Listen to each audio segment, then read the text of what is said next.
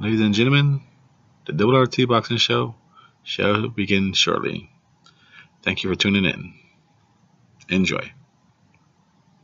5, 4, 3, 2, 1. Like I said, thanks for tuning in. I am your host, Mr.A, and this is the Double RT Boxing Show. This is a much appreciated moment. Like always, thank you. I give you a thumbs up for giving me your time. And today's show, we are going to recap the sixth bout between Isaac Dogboe defeating Juarez, with Juarez making a statement that was released. So we will go over that. Talk about the up and coming 12th bout between Clarissa Shields taking on Tori Nelson, and another bout, a female title bout coming up on the 12th. The 20th. I'm sorry. We will talk about some super middleweight news. Caleb Plant, and we just did a show about super middleweights just in the beginning of the year, so please go check that out if you have not. We talk about, that's what we opened the show up with, folks. We opened the season up with super middleweights, and here it is, Caleb Plant. Did we rub the genie lamp? So we would talk about his news. Fighting for an IBF number 2 spot, the vacant number 2 spot in the IBO. Caleb Plant fighting Porky Medina. And then we would end today's show with the breakdown and prediction of Mikey Garcia taking on the 140 IBF champion, Sergey Lipinets. So, once again, thank you for your time and enjoy the show. Thumbs up, please. Thumbs up. If you're a new viewer, subscribe. If you're a subscriber, enjoy the show. Thank you for your support. Now, this past Saturday, the 6th in Ghana, Isaac Dogboe took on Cesar Juarez for the interim. Now, I don't know if you guys are really familiar with how that works, but it's the interim WBO Super Bantamweight Champion. Jesse Magdaleno is the champion, but he's hurt. So now the interim champion is now Isaac Dogboe. But the way you look at it is the interim champion is the champion. If I want to call and demand the WBO, I want my title shot. I've been waiting. I don't want to wait no longer. I gotta fight Isaac. I don't gotta wait for Jesse to come back. I fight Isaac. I'm now the interim champion. Now, when Jesse comes back, he still has the shadow, the recognition as champion, but technically, he can't call himself WBO champion until he beats Isaac. So, if anything, even though it's interim, Isaac kind of became more champion, if you think about it, because Jesse lost some of the right to call himself WBO Super Bantamweight champion. Like, no, you're not. Isaac's kind of in. He's the interim. He's the champion. If you don't think that means anything, go beat him. So when Jesse comes back, he has to fight Isaac Dogboe, no matter what. No mandatory. He is the champion. So he basically has to flick the fake champion out of here. Now, Isaac won it very successfully. He knocked Juarez down in the second. TKO'd him in the fifth. He caught him with a beautiful check left hook. Juarez walked right into it. Wink stopped him on his feet. Because Juarez did get up, but Winks counted him out on his feet, waved it off, I should say. Now, the fight Well, let me get into what Juarez said first. Juarez released a statement saying he wants the WBO to investigate or protest. He's protesting to the WBO that Tony Winks stopped the fight too early and ruined his chances. You know, his reputation is he gets up, he comes and finishes strong. And he's trying to say because in round 2, yes, he's like, I got dropped in round 2. It was a hard shot. But the shot that dropped me in round 5, I got up and I was fine because the power wasn't there. I felt his power slipping and dropping off. And he goes in round 3 and 4, I was controlling the fight, which I felt he was. The tide was turning, but Isaac Dogboe was still doing really good work on the back foot. But it was just rounds 1 and 2 was a good old back cheek whooping for Juarez. So he was turning on some action in 3 and 4, reaching Isaac easier, landing some shots, but still walking into some back foot counters. But like I said, and that's how he got knocked. That's how the fight ended. As he was doing work in the 5th round, they got turned, went back to the middle of the ring. Isaac Dogboe just backing up. Juarez walked right into a check left hook, and the thing is, he said Tony Winks stopped him to stop the fight too soon. Now, when he got hit with that check left hook, Juarez did like a half-second pause and then fell. So maybe Winks put that fall plus, it wasn't a great camera at his face, so maybe I didn't see it, or maybe I gotta see it again, but I'm not arguing the stoppage. Does he have the reputation of coming back and finishing strong? Yeah. Do I think you could have let him go back out there and at the first sign of another barrage, 1 or 2 hard hits, stop it? It's 1 or 2 hard hits. 2 hard hits too many. Arguable, safety first. So either way, that's a quarter. When you flip it, I'm going to keep it and be happy with it, So I won't argue that. Give me that quarter. I'm fine with it. And so that was that. That was the outcome of that fight, and that's the news on that fight. Juarez is protesting to the WBO that Winks stopped it too soon and ruined his shot. He wants another shot. So I don't know. What do you guys think of that? Leave a comment down below. What did you think of the fight? What do you think of the Juarez's response? Did you think of Tony Winks stopped it too soon? Do we fear the stoppage? You can leave all those things. So now moving on to this following Saturday, the 12th. The 12th, it should be a doozy. Should be a nice, entertaining fight. It is the WBC and IBF Female Super Middleweight Championship between the heavy hitters Claressa Shield and Tori Nelson. Now,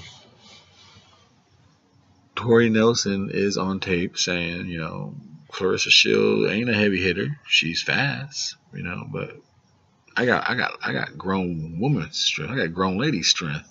That's just, she's a young pup. What can she handle with my power? And I kind of agree. I kind of agree. That's why I'm so high on this fight. So like I said, I on every coverage, every time we covered this fight, every opportunity we talked about, I call this the female version of AJ versus Klitschko. It's that young lion trying to take over the little her. I don't. What is a group of lions called? I don't know. Don't make an analogy if you don't know it, but trying to take it over. So and Tori Nelson has the attributes. If you have anything you question about Claressa Shields, can she handle this? Can she handle that? Tori Nelson has all those questions. Maybe not the greatest sugar in the feet, department, but she can move around the ring. So all the questions you like, can Claressa Shields have? Does she have the answers to? Tori Nelson has those questions. Can she handle a good shot? Can she be outboxed? Can she fight a veteran boxer? Because is her power for real? Because they're saying Tori Nelson and her team saying that Shields, if she's hitting these girls, but they're not going nowhere, if she's so big and strong, how come she's not getting these knockouts? Adler, she rocked Adler all around the ring, and Adler wasn't falling. The girl before her, and it was just true.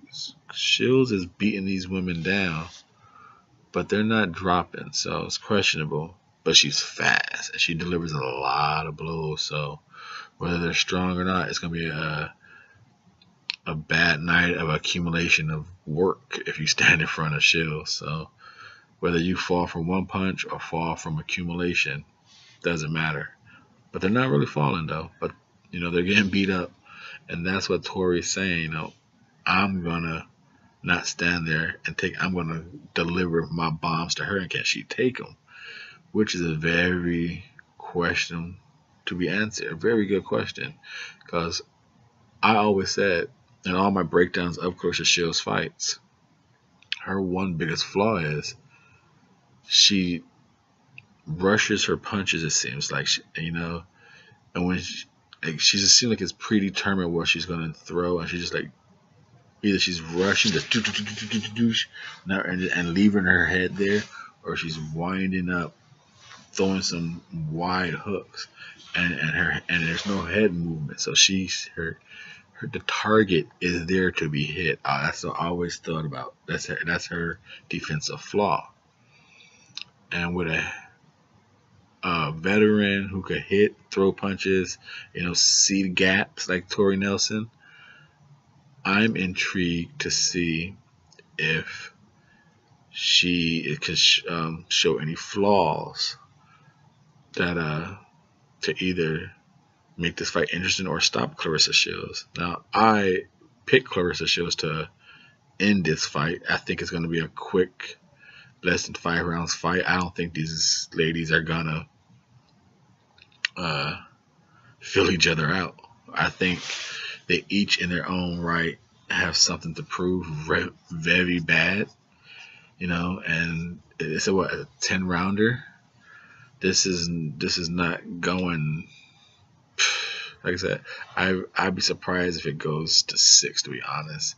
But I think it's going to be an early night. Someone's getting knocked out, because these ladies, no fill out party. These girls are going to drop bombs. Now, that is for the WBC and IBF super middleweight champion. Now, the couple of days following that, on the 20th, is another IBF title shot, and that's for the super featherweight female title, and that's Myra, what's her name? Miva Hamadouche. Now, she's taking on Myra Delia. There you go. Myra Delia. Now, from France. Delia. If I knew how they pronounced out there, I probably know the name a little better. Now, if you like contrast and styles make fights, if you're a real big fan of that, this is your fight to watch. Now, if you're a female fight fan and you like contrast styles, this is definitely your this is the female fight to watch, because the challenger, Myra, she's not because her record, she's a 15-6-3 with 2 KOs. She don't have the greatest of power, but her movement is nice. She can move around the ring, tap, tap, tap, tap. You know, she's 30. They're 38, so but her movement ain't. She gets her spots sometimes now, but she still can move around the ring and pick you apart. Now, the champion, Hamadouche, if you like movers, you got Myra. If you like hawk down fighters, Jared Hurd, Triple G, Brandon Rios type Errol Spence, Lamont Petersons. If you like that type of fighter, take sometimes to get in there and just put some punches on you. Like, if you like those type of fighters that you want to see them doing something, like every punch is for some intentions that entertain us and to hurt the opponent. If you like David Lemieux before the Billy Joe Saunders event, what you thought was going to happen, walk down and hear that stuff, you're going to like Hamadouche. Mava Hamadouche. This lady hawks you down. And if you stand in front of her, oh my God, you're going to get hurt. You're going to get hurt, man. Like, when she practices on the heavy bag, she don't practice like punching. She gets real close to the heavy bag. She be practicing like the little 3-inch punches, but like real fast. She goes to the hard ones, those real short punches. So in real life fights, so when she's there and she gets you against the ropes, she could just. So I said, if you like to see a cat and mouse, like, okay, is Delia gonna be able to survive the hawk down beat? Because if the cat traps the mouse, oh man, oh man, I am intrigued on this fight, because Hamadouche gets hit. She gets hit. She takes some to give a beating. Now, Myra, she has the boxing. She can do the uppercuts, the 1-2s, and skate. Like I said, they're peppery shots. Like I said, she moves smoothly, not like Huey Fury, but the amount of movement she does, that type of thing. Because Fury just kind of moves with that flickery jabbing, But no, Delia, she'll move, once slipping an uppercut, try to spin you. She, when she's not pinning herself against the rope. Like I said, the fact that she doesn't have much punching power, she gets herself sometimes trapped. But she can move, but she's, she doesn't have power to always keep people out there. So it's going to be interesting. And that is on the 20th, the same day you got Errol Spence fighting Lamont Peterson. So I know where everyone's going to be, and I'm going to be right there with you watching Hamadouche. Nah, but yeah, so after, you watch the Lamont Peterson and Errol Spence fight, and you watch the undercard of that bout, which is introduced. I did the breakdowns for those fights on the undercard.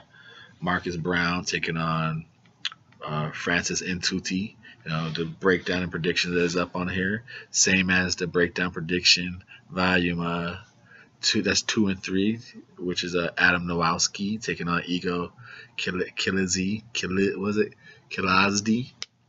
So those undercard fights Also on the 20th, you got Robert Easter Jr., Javier Fortuna. That's the undercard of the Errol Spence, Lamont Peterson. But on the 20th also is Mava Hamadouche and Myra Dahlia for the IBF Super Featherweight Champion. So check that out if you guys get a chance. I think you'll find that highly entertaining. Like I said, especially if you are a big fan of the style, the contrast and styles matches. To see someone overcome. Can the pressure fighter stop the boxer? Can the mover, light fist puncher, do enough movement? If you like those chess matches, you'll really like that fight. And if someone gets their way, it's gonna be a knockout, a bad one. So that being said, we could take a little break to say, this is the Double RT Boxing Show, the Double RT Boxing Show, the Double RT Boxing Show. Please give a thumbs up. Thank you for your support. Thank you for tuning in. Share this episode. Tell your friends to tell a friend to tell 18 more friends. Get the show known. Now, that is much appreciated on the Double RT Boxing Show. Now, the big news, like I said, if you just tuned into this season, thank you. But you see that we started this season off with super middleweight talk. And browsing through the division, seeing that the top contenders were either tied up with some rematches or but the top contenders are in the WBSS super middleweight tournament. And then the top contenders who are not in that, or champions as well who's not in that tournament, are tied up with rematches. Benavidez taking on Gravel, Jarrell taking on Katsuke.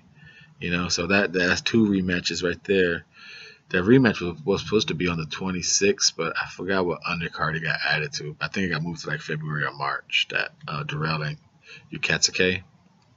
So those two are tied up in a rematch. So doing the whole browsing through the divisions, we came up with who is going to have a really good opportunity in 2018. And I figured it's going to be either two people could get a shot, or it's going to be, a battle between two people.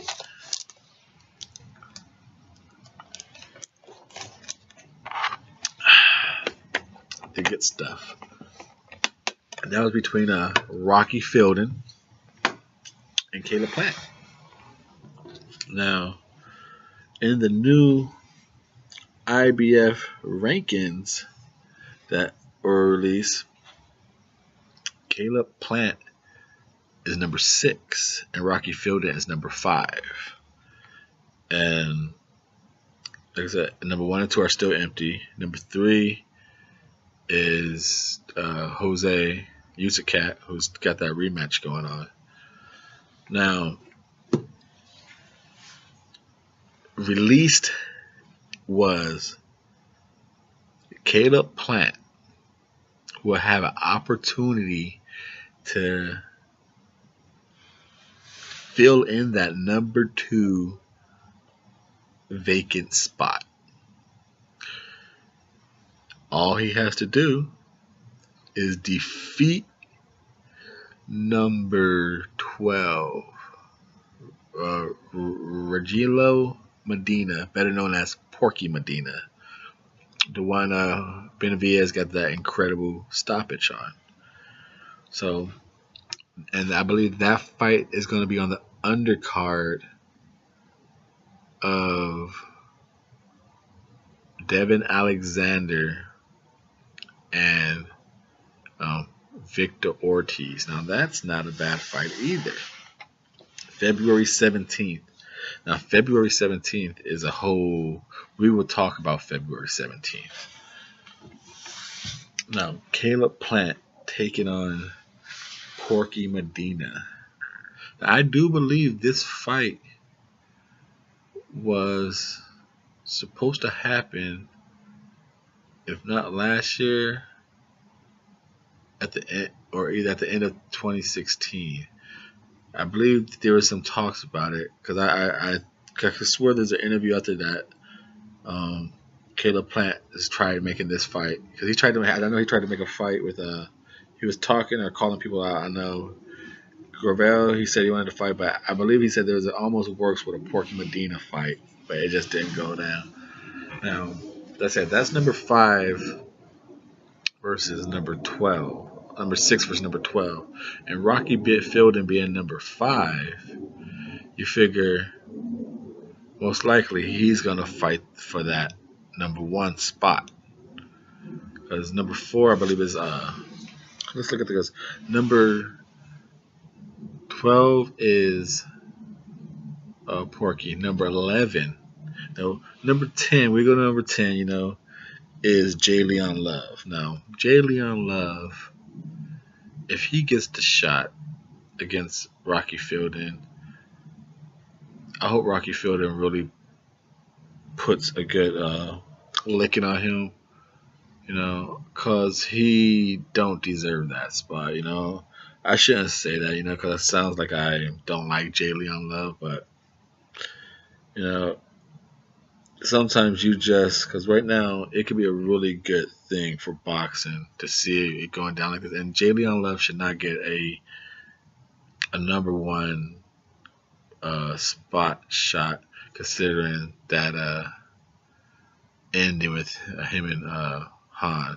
So Abby Han. So if go fix that. So I hope it's not between Fielding and J. Leon Love, but I do hope it's Fielding. Oh, I hope he gets a shot at the number 1. So number 12 was Porky. Number 10 is J. Leon Love. Now, when I'm looking up here, I just want to make sure who number 4 is, because number 4 might creep in there and get the spot, but I'm pretty sure it's going to be Fielding. Number 4 is oh yeah, okay, and that's why Vincent Feigenbutz, but he's already tied up for a February fight. Like I said, he's going smartly about his IBF. Right? He's already tied up for an IBF intercontinental bout. So he's like, hey, I'm going to get these belts and make sure I get my little shot instead of trying to fight my way and with a chance to lose. If I can get a belt, it's more security in my shot. So he's number 4. Number 5 is Rocky Fielding. And like I said, 6 is Caleb. And Caleb is fighting number 12, Porky Medina. 10 is J. Leon Love. Number 9 is Romar Angulo from Colombia. It's 22-0. He might get the shot. Maybe he might throw him out there. But what I'm looking at, that it might just happen. Now, this would be a lovely fight, considering how Porky Medina and Caleb Plant, it's a pretty big step-up fight for Caleb Plant. So, Porky Medina has the credentials. He's been in there with some people, just lost to the champion, so he has a name. Now, there's a fight right down by in number 11, the IBF super middleweight, number 11. He's been gone for a while. He came back for an 8-rounder. You guys know him yet? Came back in an 8-rounder. I could not find the fight. I gotta look it up again. Maybe it's out there now. Some people, who were there, did some coverage of it. Said he didn't look too hot.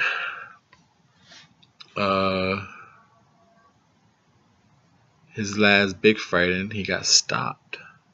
Do you know him now? Former champion. So number 11 which I'm thinking number 5, Rocky Fielding, will fight for that vacant spot. Now, who will he fight? I'm hoping it's number 11 because this will be a great fight. And it is Peter Quillen. So if you have Plant versus Porky for the number 2 spot, Rocky Fielding, possibly Rocky Fielding, taking on possibly number 11, Peter Quillen. That will be a nice battle of jabs, some nice little power shots. What does Peter Quillen have left? Because, he got stopped by Daniel Jacobs. He got tested by Deshaun in a 8-rounder. So, and Rocky Fielding will be hungry for this opportunity. He has power. Good jab. Won't be a sleeper in the park, but he's dropped. He's been dropped. So can he handle Quillen's power? It'll be an interesting fight, and we saw what Quillen and Andy Lee did. Quillen could be hit, and Fielding got that. Fielding got that leverage, that 1-2. He could do it. He can do it.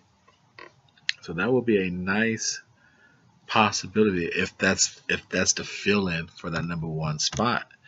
Now, if those 2 spots meet, because right now I'm thinking Plant should edge out Porky Medina. I think he's just a foot movement, a better boxer. I think he could do it. Now, I'm going to say that Fielding and Peter Quillen fight, right now I'm saying that's a 50-50. If I have to choose someone, I'm going to lean towards Rocky Fielding on that.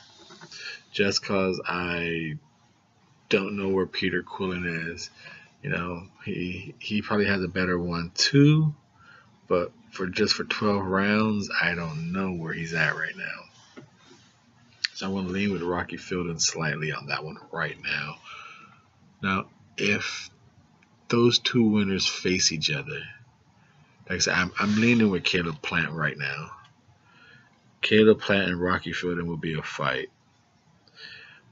But if I'm going to pick between Fielding, that winner, to see Caleb Plant, I would rather see Caleb Plant fight Peter Quillen. I think that would be a bigger fight for Caleb Plant, at least in the States.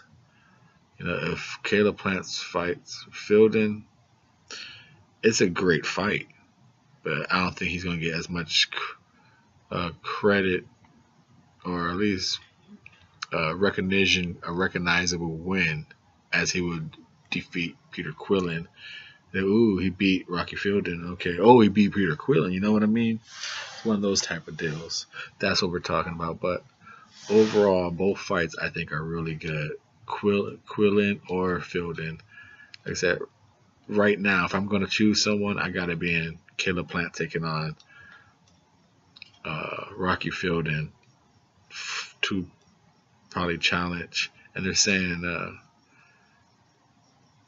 Caleb Truax is most likely going to get in a rematch with DeGale, since they're both Al Heyman. So, I don't know, the way DeGale looked, Rocky Fielding or Caleb Plant might just do the same thing that Truax did. Alex DeGale just comes back in a whole new gear, new mind state. But I don't know, he's been looking like a slight decline, then a little up, then a little, not bad, but he's been looking very vulnerable the last about 2 years, DeGale has.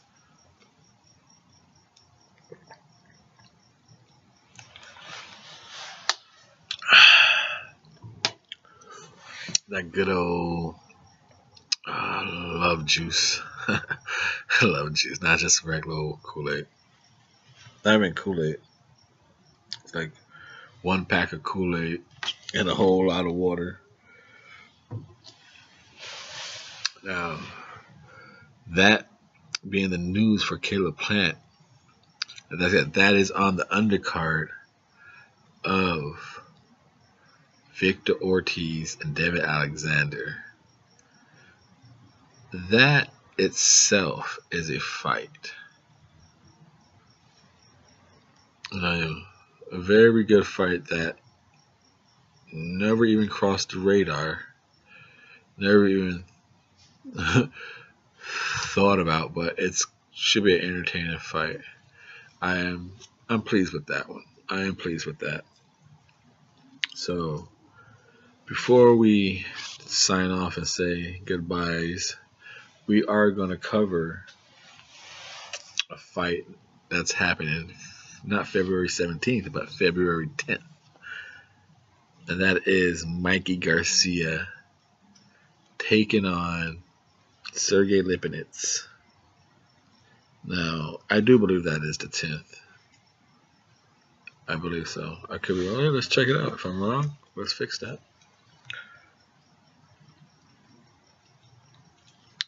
But this is the Double RT boxing, baby. Let's see.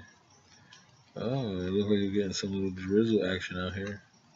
February 10th, Mikey Garcia, Sergey Lipinets, San Antonio, Texas. Now, this is an interesting fight. You got like I said, a lot of people want to see. I don't know if they really want to see Mikey Garcia and Lomachenko, or they just say it to say it, because there's no reason to really want to see that fight right now. There's a lot of great fights. There's a lot of great fights out there for each one of those guys. You only call for those type of fights when those two opponents, Garcia and Lomachenko, either have nobody to fight or they beat everybody already. Like Crawford, you could call for Crawford to fight somebody. Hey, fight Mikey Garcia. Hey, fight Keith Thurman. He was beating everyone. You know, when people were saying Triple G go up, Triple G was beating everybody. Lomachenko is on a good streak. You know, but he's in his weight division. There's champions that he's not even mentioned. And when he tries to call out a top name in his division, he's getting frowned upon. So there's about at least in 2 to possibly 3 more fights he could have in that division. And I believe he even said he wants to move up either at the end of this year or mid next year. So he's gonna move up to 135. And I did a little talk on last episode of what I think. So you can go check that Mr.A's thoughts out on the last episode. What I think of Mikey Garcia and Lomachenko and the 135 future in my division of their meeting. I believe they're gonna meet up for a nice undisputed fight. I go into more details on that last season. Just don't want to go into too much repeating. Last episode, go check it out. It's the Mr.A's thoughts at the end. So Lomachenko don't need nothing. Mikey Garcia, a lot of fights for him. He's going for the IBF champion. He's a WBC 135. Now, because after this fight, win or lose, he's already mandated to fight Jorge Linares, who is a WBA champion. But this is what caught me off guard. I thought he was just fighting for a unification fight. That's what I thought he was fighting. That's what I thought the whole big fight was for. The WBC mandated Jorge Linares and Mikey Garcia. It's not too often I see, or at least too often I recall the mandation of the WBC Diamond Belt. The WBC is telling Jorge Linares, hey, you gotta defend your WBC Diamond Belt. Usually that's like a belt you win and kind of, keep it for, popularity or, some type of show. But no, that's what that fight is for. And the WBA title is just tagged along. So that is interesting. So like I said, Mikey Garcia, after the Sergey fight, has that fight. Now, if he wins Sergey Lipinets and the Jorge Linares, that he has 2 belts down there, 1 belt up there. Like I said, and all the other belts at 140 are vacant, but by the end of February, they will all be fought for. Now, say he wants to stay up there, and he will be the WBC champ and Diamond champ and WBA. The WBA Suleiman, he's going to hook Mikey up. He'd be like, all right, sure, you can fight at 140. You can fight either Jose Ramirez or a Mary Mom winner. Now, say Mikey gets 2 belts in 2 different divisions. Do you know how ridiculous that'd be? And then, because I said, he could line it up with a possibility to go for maybe undisputed. Maybe. The only thing is, he can't. He can do it all, but the WBO. He could get 3 belts, cause the WBO, I believe, is the only belt you can't have in 2 different weight classes. You can have in different organizations, but you can't go in 2 different weight classes with the WBO. If you're a 135 champion and you get a 140 belt, you're going to have to give up one of those belts to keep the WBO. Yeah, so he can only become 3 champions in 2 weight classes. Now, the breakdown for the fight itself between him and Sergey Lipinets. Lipinets is on a fast track, for sure. He's crafty. Now, if you've seen Lipinets, if you really watch him and just not like, who is this guy?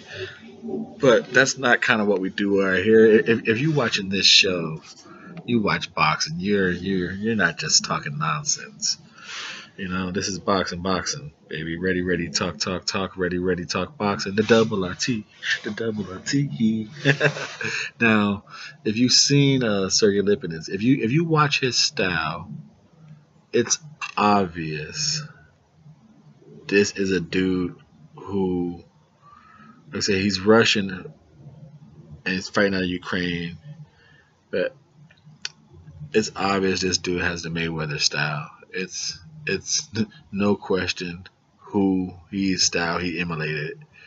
He ducks down to the right, does the shoulder roll. He throws the quick right hand, like Mayweather's right hand. It's not as it doesn't look the same. It's not the same as the speed, but watch Lipinets. It's the Mayweather. I have not seen anyone copy Mayweather style so hard. It's effective. But that's what Sergey fights like. Everything. It's Mayweather. The way he carries himself, the rolls, the high guard at once in a while, the slip in, the duck in, the spinning check hook. It's like he's. Yeah, because Mayweather got those schools in Russia. He is Russian. Like I said, I know he fights out of Ukraine, but he can make those stops. I'm saying Sergey Lipinets watched a lot of Mayweather videos. or something. I don't know if he was ever down in that school or he did one of those visits at the Mayweather Russian academies. But it's his style. Now, being that he's crafty defensively, good pop, you know, works the body, good range of punches, good pop, good range of punches, good on his feet. Definitely not scared of the moment, Cause they say he was a great kickboxing champion over all of those 500 amateur fights and all this. So he's not a scared of the moment. He's been on the lights, he's been kicked, he's been punched, So he's not gonna be scared of Mikey Garcia. That name, the moment. He is the champion. So, like I said, that being said, Mikey Garcia is coming into this about 37-0. People I think tend to forget that very easy what Mikey Garcia record is. The fact that he's not flashy.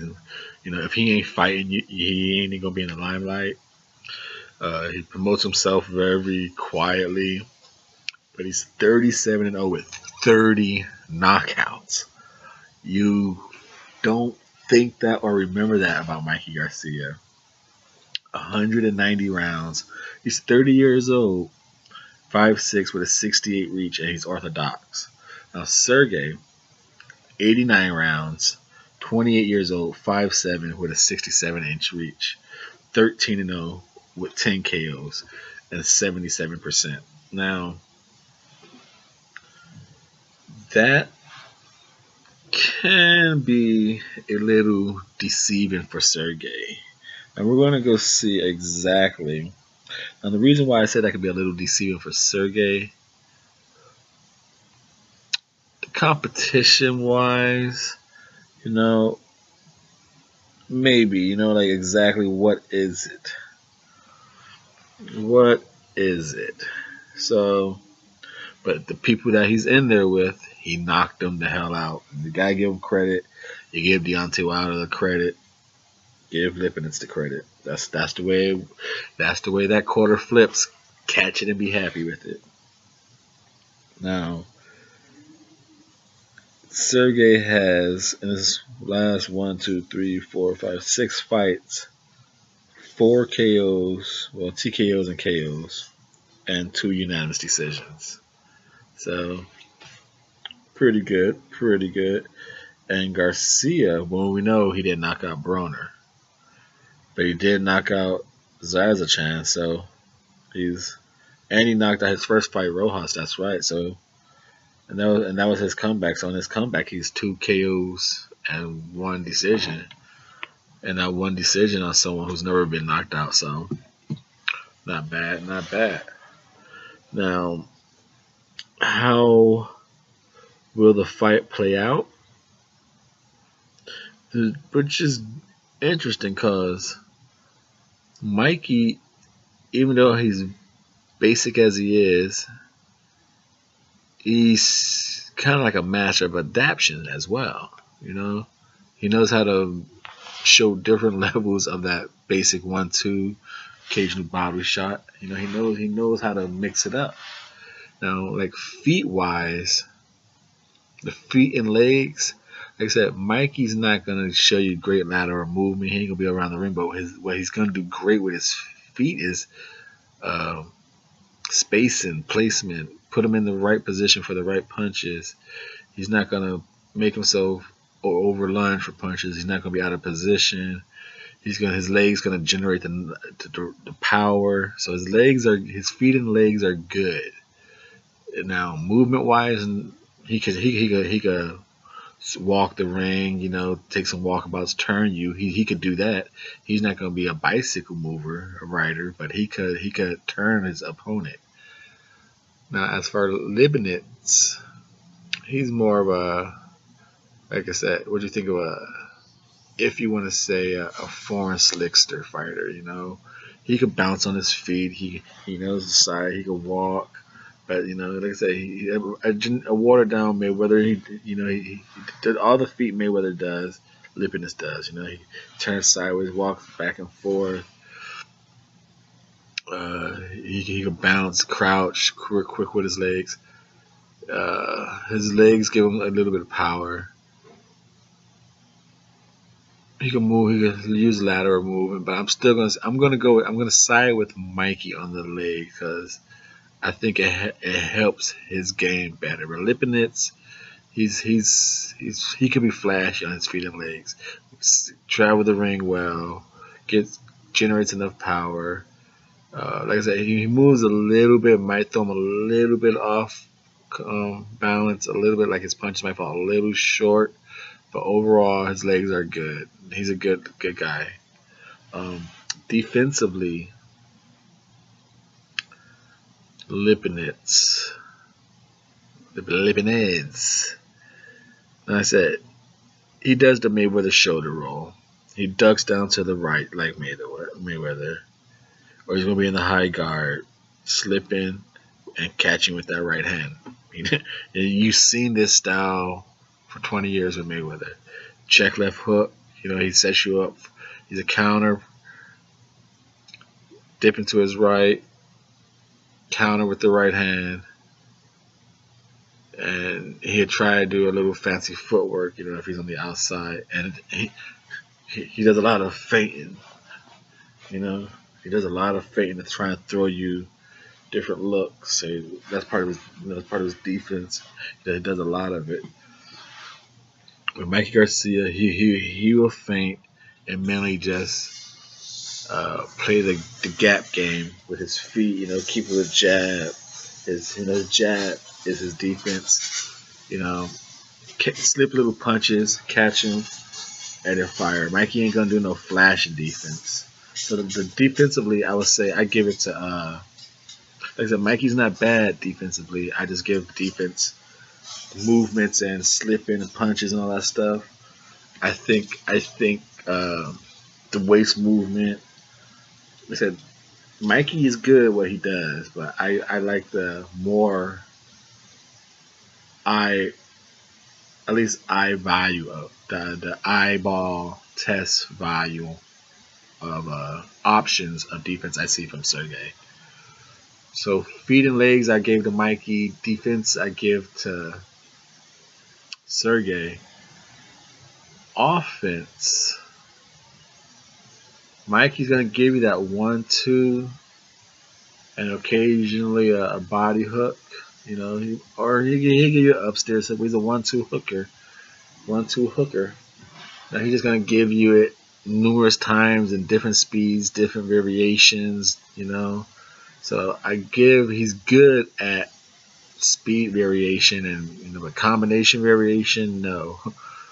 Sergey definitely has the combination variation. Speed, I don't know who's gonna have some faster speed hands. I don't know, that's a good one because Sergey seems like he's pretty quick, but so does Mikey. I don't say they're both equal on punching powerful and punching speed, I believe. Power, I'm gonna go with Mikey. I believe Sergey's is a good hitter, but I think Mikey might, even though Sergey is the naturally bigger man, so he might have the power over Mikey. He's a naturally bigger man, so yeah, Sergey should have that power. Now, jab, I believe Mikey has the better jab. Offense, Sergey's good. He mixes a jab. He works with a body stab jab up and down with his jab. The check left hook, the counter right, pull right like Mayweather. More offense weaponry, I believe, is Sergey Lipinets. So I'm going to lean with him for offensive, because just for it's more pieces to choose from. Now, it doesn't mean it's better. Because Mikey has the 1-2 and it's accurate, it's on point, it's delivered with power. Just you want a 1-2, a consistent 1-2, or you want a lot of choices to go to the the war with. They're both good. They're both accurate. They're both punch between you, punch with you, punch between the gaps, counter you, check left hooks. They're good. So I'm leaning with two good guys who has more options to, just like in baseball, you want that pitcher who has more than just a fastball. Fastball people are good. They have their purpose. But if you have a guy who has a fastball, curve, a changeup, and a screwball, then you might just be a little more valuable. So I'm going with Sergey for the offense. Now, how can this fight be won for Mikey Garcia? He is going to, I believe, make the fight either if he could jab Sergey to the ropes, whether it's feinting, double jabbing him, and then hold Sergey against the ropes, okay. That might be an okay option. Sergey's pretty good at swaying, against, like I said, he studied Mayweather, so he's pretty good against the ropes. To me, the best option for Mikey Garcia to win this fight is to keep it right in the center of the ring and turn, play the gap control game and make Sergey come for him. Make Sergey be the aggressor, and set him up. Not really set him up for counters, just box him in the center of the ring and turn him. Don't let Sergey kind of set his feet as much and just keep him off rhythm. 1-2 and turn him. 1-2 and turn him. And then occasionally put him against the ropes, because I believe Sergey is a better back foot counter fighter. Sergey's offense ain't as effective coming forward. Although the pull counters and the check level, they're not quite. He's not quite aggressive coming forward. Now, if he's standing still and you're coming towards him, he's good when he is backing up. If he has to come get you, he's not as well. So I'm thinking Mikey play the back foot guy and let Sergey be the aggressor. And just back foot turn him, and Mikey should win that fight. Now Sergey, if he could somehow make Mikey do the opposite, make Mikey come in, stay off the ropes, and just counter Mikey, because he has the tools, just keep Mikey moving, to Sergey just stay off the ropes, let Mikey come in, and just keep turning Mikey, throw different variations at him, work Mikey's body, because no one has really tested Mikey's body. Adrian didn't test him. Zakachan didn't test him. Rojas didn't really. Rojas hit him up high good, but no one's tested Mikey downstairs. So Sergey has a nice body stab, a nice body left hook to the body. He doubles it up. So it's interesting to see if he could counter Mikey's jab with the pull right, get inside with the body attack, and just keep turning Mikey, because he has the offense to do it. He definitely has the offense to do it. Now, that being the breakdown, and this is the Double RT Boxing Show. This is your host, Mr.A, and we're going to end this show giving everyone a thumbs up, including this episode. We're going with a new IBF champion, Mikey Garcia. He will last a tough fight, I believe, but he will figure out somehow to make Sergey the aggressor and drop Sergey's offensive value down and win on a good punch out and win himself a split decision and become the new IBF super lightweight champion. Super lightweight champion. Thank you for tuning in. This is Mr. A saying, see you next episode.